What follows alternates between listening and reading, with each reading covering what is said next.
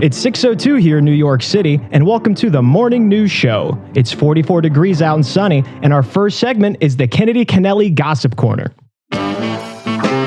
If you want the facts, go to NBC, honey. You want the truth, stick around, because Kennedy Kennelly has the mud. This morning, Burt Reynolds filing for divorce from Sally Fields. Honey, a lot of people are waking up, but we have not slept for a second. In fact, the party is just finishing here at Elaine's, where the cast of Saturday Night Live and the Lower Manhattan Gambino has partied till the cows came home. And I am here to say, moo. Here's Groovy World singer Money McDonald's. Money, how was last night's soiree? It was tasty, baby. Like the ice cream on a strawberry shortcake. Money McDonald's, I know exactly what you mean. Some players from the Lower Manhattan Gambinos are filing out of the bar. Yes, fellas, that is the sun. Hurts, don't it? Here is Gambino's player Barnsley Thug. Hey, Barnsley, you look like you've been punched in the face. What happened? Got punched in the face. Threw some punches. It's a quiet night out. And are you aware that you have a game in 12 hours? Oh, twat. Oh, here's Mr. Clean. And wow, Mr. Clean just brushed right past me, like I'm not even here. I know I'm pale right now, but I'm not a ghost. Who was he with? Was that... Oh my stars, that was Isabella Gambino. The two of them leaving together? Well, that is some dirty mud. Some dirty mud indeed. But remember, you didn't hear it from Kennedy Kennelly. That aired the morning after the Gambinos' Game 4 victory. That gossip segment set the city ablaze. The star player sleeping with the team owner's wife? That sounds like something out of a movie. But the pitching matchup for Game 5 was a story straight out of the Old Testament.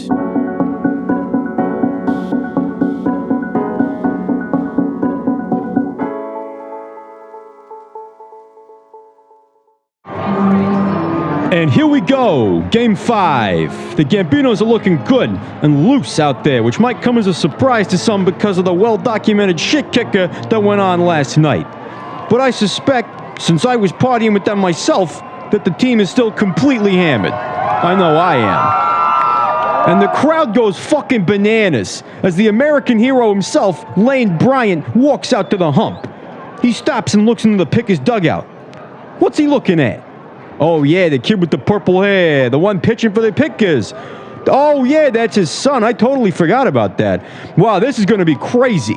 Another chapter in the story of Lane Bryant. What a life this man has lived. Lane Bryant was always destined for greatness. Born on the 4th of July in Meridian, Mississippi, 1942, Lane was the son of Mayor Brian Bryant and former Miss Mississippi Jelly Ann St. Clair Bryant. He met his wife Sweetness Marmot when they were 5, and by the time he was old enough to marry her, 16, he was an Eagle Scout and an All-American in baseball, football, and a weird southern sport they don't play anymore called dust plank. Drafted first overall by the Washington Senators in the 1961 MLB draft, Lane blew through the minors with a high 90s fastball and a devastating curveball. In his rookie year in the majors, he won his first of 5 Cy Young Awards. More importantly, his wife gave birth to their son, Colby Bryant. After a 1-2-3 from Lane, here comes to the mound his son, Colby. This kid's a phenom, but he's also weird, I think. Anyway, I heard there's no love lost between these two, and they have been estranged for some time. I don't know what this kid's problem is. I haven't talked to my old man since I was 9, and I turned out fucking great. Of course, my dad didn't go to Vietnam. He went to jail for getting his age of consent by state mixed up. Lane decided to enlist while overseas with John Wayne to do a USO show for men in Vietnam. The two men went over in the winter of 1965 to entertain the troops with their Who Loves America More arm wrestling hour. Well, Lane Bryant, looks like you whooped me.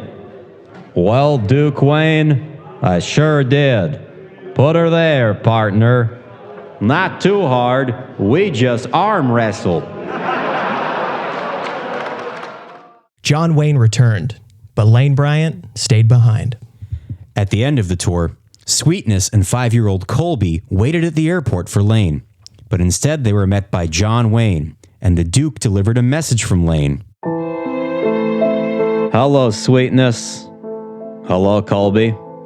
By now you have learned that I didn't ride back with the Duke. This horse is staying here, in Vietnam, with the Navy. Not because I want to, but because my country needs me to. There came a time for me to get on my horse and fight communism. They tried to make me a general, but I insisted on being a private. It's the harder path, but it's the only one this old horse is willing to go down. Someday, after this race is over, and I have galloped far and wide, I will return. Until then, your husband and father. Is he a horse or does he have a horse? It's unclear, and it's also unclear why the best player in baseball would willingly leave at the height of his powers to fight in a war without being asked. This took a major toll on Sweetness and young Colby, who were left to fend for themselves in the Bryant family's empty home. Meanwhile, Lane was halfway across the world, fueling up fighter jets on an Air Force base outside the Miling province, where he met future Senator John McCain, a man who he had a truly shocking amount of disdain for, which he talked about at length in a letter to Sweetness. My dearest Sweetness, I have met a man who truly makes me want to punch my horse. None of the epithets or slurs that I know seem to be adequate. I hate him so much more than I hate any other person, be they of any race or creed, that it has made me rethink all of my past prejudices. If a white man can be this much of a pissant, then maybe we're all equal. God damn this John McCain fella. God damn him to hell. Notice that in these letters, Lane never asks how they're doing.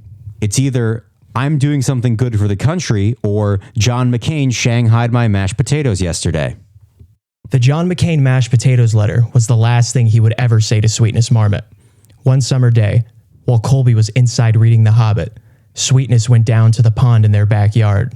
She drowned there, something Colby did not notice until a few hours later. And Colby Bryant delivers the 0-2 to Ben Laden. Got him looking on strike three. 3 up, 3 down. We are scoreless through 3 innings. God, the Gambinos look like hell.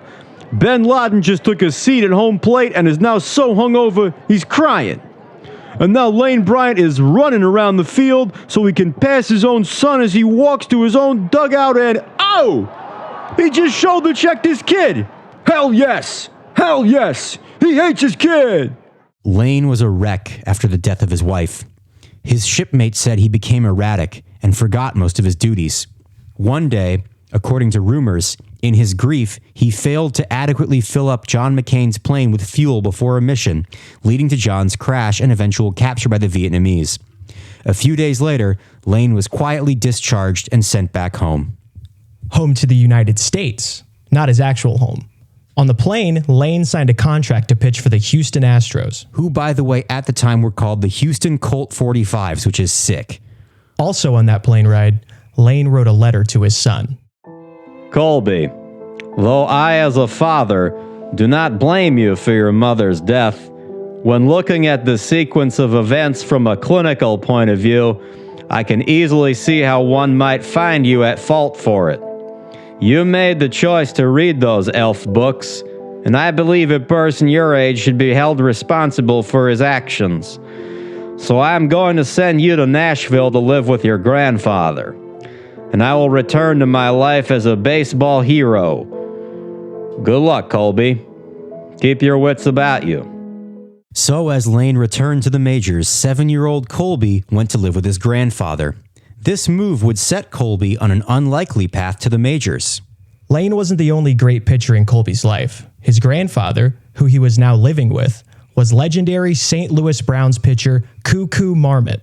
From a newspaper article on the day Cuckoo retired in 1946, Cuckoo Marmot had 3 pitches that were up there with the best of them, and he damn near invented 12 more. Sometimes he threw close to underhand. Sometimes he would stick his arm up straight in the air when he threw, whatever it took to get that particular batter out. Should Cuckoo ever teach anyone as much of the game as he knows, he could raise a great pitcher, one who could be like our great bombers to the batter's Japanese civilians. Once again, that's the only metaphor anybody had. So this was the man who took young Colby out into the backyard to throw the ball around. If you take a look at Colby Bryant's life, it becomes very obvious that nobody ever asked him if he wanted to play baseball. As a matter of fact, it's very obvious that he didn't. Well, it's the first spot of trouble for our young Japanese boy. After Deeds' bloop single and a pop-up error by Opie White, who looks like he's been drinking the water out of West Virginia well. He looks sick. Bryant stretches and delivers to Clean, who grounds up the middle. Will it find a hole? No! Suleiman is there. Flips to Clunker, who fires to Cruns, and that is the inning. Scoreless through 4. Both Bryants have been magnificent, though Colby, as usual, does not seem to care. The trauma he suffered at a young age pushed the already quiet and thoughtful Colby deeper into the world of fantasy. The only way that Cuckoo could get Colby to practice baseball was by threatening to take away his cartoons. Colby loved cartoons, and he used Lane's generous stipend to buy the largest color TV in Nashville. It was 10 inches and cost $450. On it, he would watch the Jetsons, Looney Tunes, and Flintstones. But it was a different type of cartoon that would captivate him as he got older. One fateful day when Colby was 14, the city of Nashville was visited by Shen Yun, from the billboards. They did whatever show they do, and Colby saw it at the Grand Ole Opry. From that point on, according to Elliot Van Leer, Well, Colby was obsessed with anything that came from Asia. Not in the way that me and Burt Reynolds were, but in a strange and frankly concerning way. What bothered you about it? I mean, I met him when he was 18, and the first thing he said to me was, "I've watched 2,000 hours of anime." And I said, "Who's anime? She your neighbor? Peeping on your neighbor, you dirty dog?" And then he spent all the bullpen session explaining to me what Gundams were and what little Japanese cartoon people did to each other. He showed me a journal that he called his blog. Nobody knew what that meant. And he had taken a lot of notes and drawn all the different characters kissing. It upset me for a long, long time in ways that I couldn't and still to this day can't process. I felt as though I was looking through a dark portal into a nightmare future world. Colby spent his entire high school years watching Japanese cartoons. He wouldn't go to school, he would pitch all day, and at night, as a reward, he would get to watch anime, read the first ever mangas imported into America, and play video games invented by the Japanese. Despite all of his off-putting fascinations and obsessions, one thing was indisputable. Colby Bryant could pitch. He had the natural skills, and Cuckoo taught him pitches that no one had ever seen. Some of his opponents started watching anime to see if they could learn where those pitches came from. But it didn't work. Colby's family talent and highly traumatic childhood made him a weapon that was equal parts athleticism and unhealthy coping mechanisms. The only person who didn't appear to be excited about the young pitcher's potential was up in New York, pitching for the Gambinos. People are starting to talk about your son being the next great pitcher, Lane. My son has always been weak of spirit, and I suspect that will continue the more time he spends away from his degenerate kiddie shows. I hope that for his sake, none of his games have to start in the daytime, as I suspect at this point, he is part vampire. Has the prospect of you pitching against your son never crossed your mind? No, sir, it hasn't. But I'm sure if it does happen, neither of us will have any feelings about it. The bases are loaded. And you know what? So am I. Opie White steps back into the box with blood flowing freely from his nose. Lane delivers the 0-2 in. Strikes him out looking. Huge strikeout. We go into the 6th inning still scoreless. Opie White is trying to go to first base, seemingly with the belief that he has just walked. The first base coach is leading him back to the dugout, feeding him a block of cheese. Colby walks back out to the mound and nope, he's heading to the Gambino's dugout and he is... Folks, I think he's meowing at him. And now he has a ball of yarn and he's playing with it. What the hell is this kid's deal? The incredible hype around Colby was measured in this article around the time of the draft. Quote, "Fans flock early to see what this young pitcher will wear to the game. Usually a long black leather duster, sometimes accented by a pair of cat ears. When it is hot out, he may eschew the duster in favor of what he has mysteriously called his Invader Zim shirt. Then the fans stay to watch him throw 90-plus miles per hour and sliders that seem to corkscrew. And then more fans come tomorrow to see just how much taller he's gotten. The next line was printed with a typo that would give Colby his nickname for his whole career. It was surely supposed to read, "This kid is growing like a weed," but the final letter was misprinted. And from the day he was drafted on, Colby was known as the Weeb. We are delighted to announce the signing of local boy Colby Bryant here to a 6-year contract. Colby, would you like to say anything to the fine folks gathered here today? I'm Pickle Colby.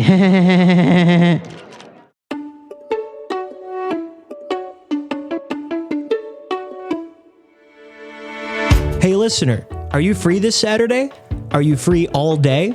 Do you have an interest in American history, specifically the Civil War?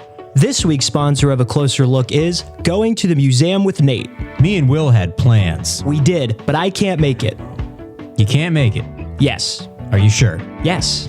Will agreed to help find someone cover the cost of the ticket that I bought for him. So I'm using our ad read this week to find a replacement. We're looking for one of you to go to the Smithsonian Museum of American History this Sunday. This is a really good weekend to go because the Smithsonian added a whole new trove of weapons. Do you want to see James Longstreet's sword? What about the prototype for the original Gatling gun? Of course you do. You'd be taking the Amtrak from New York. The train gives me plenty of time to reflect on what I saw. But you have to stay there all day. You get to stay there all day. Nate's very thorough at the museum. I read nearly all the little things on the wall. You know the 32-minute movie thing museums play every hour? I watch that. And if you show up when it's halfway done, you have to watch the second half and then the whole thing over again. After, I'll treat you to dinner at Fuddruckers. I've never been to a Fuddruckers. Nate loves regional chain restaurants and wants to try every single one. And you get a free meal. I keep a list of all the chains. It's a tiered list. The tiers are color-coded. Yeah, Nate, okay. The highest color is red. Only 3 chains are in the red tier. Shake Shack, Bojangles Chicken, Hooters. Nate. The level below red is orange. There's nothing wrong with being an orange. Okay, I think we're The good. difference between an orange and a red can come down to whether they use the right type of ice cubes. I like the tiny ice cubes that are like popcorn. All right, if that sounds good, just DM me on Twitter or something. And it's the 7th inning stretch of Game 5 here at the Marlboro Camel. This father-son matchup has been as advertised, or maybe our boys are just massively hungover. Oh, what's this?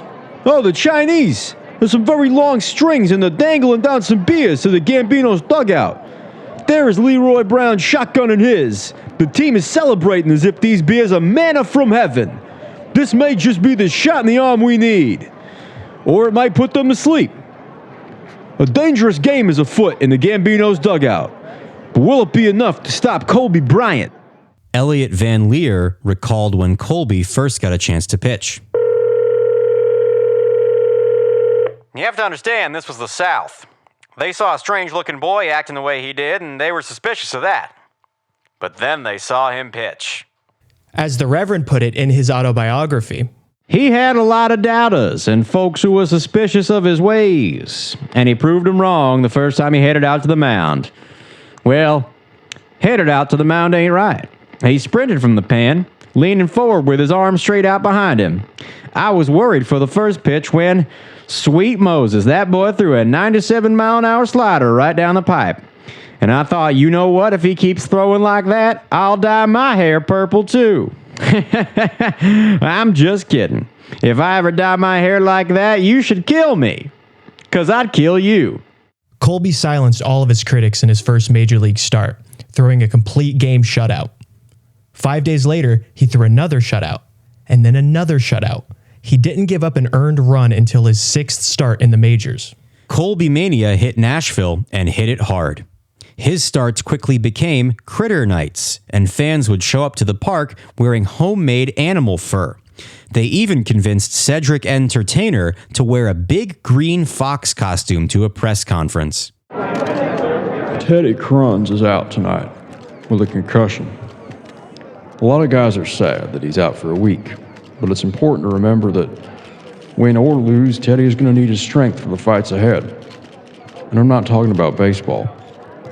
I'm talking about getting up in the morning and trying to live with the people who depend on you. The people who will cry if you're gone. Sir, can you explain the costume? This is my first Sona. Colby pitched brilliantly throughout the playoffs. He went 4-0 leading up to the World Series, including an 8-inning, one-hit outing in the clinching game of the NLCS. The Pickers fans were excited to see Colby pitch in Game 1 of the World Series. But 2 hours before the game was set to start, Reverend Roper delivered some devastating news during his pregame gospel service. Money belongs to God, and I will make sure yours gets to him directly. Now, I have some bad news to deliver. Colby Bryant will not be pitching tonight. He sustained an injury to his pitching hand. As we all know, we have provided Colby with all the latest Japanese video game consoles that plug into the television. Many of you have never played these, but I can assure you they are more addicting than drugs. And Colby, well, he has sustained a blister on his right thumb playing this game called Space Invaders. This is further proof that the devil will come for us all. I am assured that his games have been taken away, and he will return at some point to the series. The Reverend hoped that delivering this news during the prayer would keep the crowd peaceful, but it didn't work. Instead, the crowd simply began aiming all of their trash at the gold thrown behind home plate. But that was Game 1. By Game 5, all of that had been forgotten. Back in the Marlboro Camel Stadium, 7 innings had gone by without a single run. Colby Bryant had thrown 82 pitches. Lane Bryant had thrown 85. This was great news for both teams because Cedric Entertainer was still nursing his bullpen back to health, and Buddy Dwyer thought Mel Nash and Park Ki-hyung would throw up if they had to pitch. In the TV broadcast, you can see that both bullpens are empty. Also empty was Carmine Gambino's suite in right field. After the whispers of his wife's affair with Mr. Clean had rocked the city that morning, Carmine was reportedly in a state of total despair. Carmine was moping around all day, in a terrible mood, and I hated to see him like that. It really gutted me. So I says to Carmine, I says, I rented out this motorcycle, and you're going to get into the sidecar that's attached to it, and we're going to go for a drive. I took him up to the Catskills, and we just sat on the edge of a canyon for hours, looking at the beautiful leaves, watching them fall to the earth. Later, we went apple picking. I will always remember that day. A truly beautiful afternoon. Didn't make him any happier, though. Back in Lower Manhattan, the pitching duel continued, but in the bottom of the 8th, something really, really scary happened. 2 outs in the bottom of the 8th. Catcher Richard Brody is up for the Gambinos. Colby winds up and delivers to Brody, and oh my! Colby Bryant is down. He took a line drive right to the head. He is not moving. His carrier is laying a tangled mess on the ground. Oh my Lord! Colby laid on the field for 10 minutes. But watching the footage, we see Lane, for the first time in over a decade, showing fatherly concern for his son. In that moment, he finally stops seeing an opponent or the person responsible for the death of his wife. In that moment, Lane Bryant is just a father, scared to death for his boy. The stadium has fallen quiet, and it looks like Bryant is getting up. He's shaking it off. The paramedic has pulled out an Asian comic book, and he's showing him panels, and he's smiling. It seems like he's going to be okay. His father, Lane, has stopped pacing back and forth, but he's still standing out there. Wonder what he's thinking. Colby retires the side in the bottom of the 8th. Lane goes out for the top of the 9th and looks a little shaky. Dan Sandwich gets a walk to lead things off, but after he sees his son in the on-deck circle, Lane snaps back in. He picks off Sandwich at first. Carl Carter pops up 2 pitches later. So here we are, 2 men whose lives have been lived almost exclusively in spite of each other, facing off in front of millions of people, looking each other in the eye for the first time in 20 years. And here we go. Bryant steps in to face Bryant. Lane takes a deep breath. Now he's stepping off of his mound. Colby stares back at his father, and Lane smiles back at Colby. And now Colby is smiling back at Lane.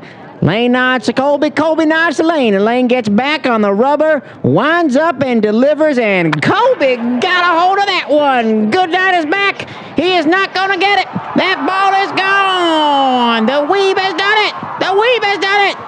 The Weeb has given the Pickers the lead in the ninth inning. And Lane is now walking into the dugout, laughing to himself like he has just heard a joke that only he knows the answer to. None of the Lower Manhattan fans even seem to be upset. Men are hugging their sons. Tears are being shed. Hell, I forgot to shoot my gun. Colby went back out and retired the Gambinos in order in the bottom of the ninth, giving the Pickers the 1-0 victory in Game 5. When Francis Bipoc struck out, Opie White threw his hat into the air. Huge clumps of his hair came out. He yelled, "Attaboy, Grang," seemingly hallucinating that Colby was his dead brother, and he fell over before he could make it to the mound. Most of the Pickers didn't notice, as they were surrounding Colby. In the midst of the throng, Colby was fist bumping each of his teammates because he didn't like to be hugged. That would be the last game that Lane Bryant ever pitched. He was seen after the game riding a horse into the sunset. As he rode off, a reporter asked where he was going. Lane said, "I'm off to find the Duke." John Wayne had died that summer. In the coming years, many people in various states in the West said they saw Lane riding a horse through their land. He became sort of a Bigfoot type of character, but nobody ever talked to him.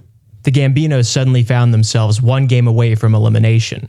The entire Gambino crime organization was fully mobilized for Game 6 down in Nashville, and riding with them was a pale horse named Death.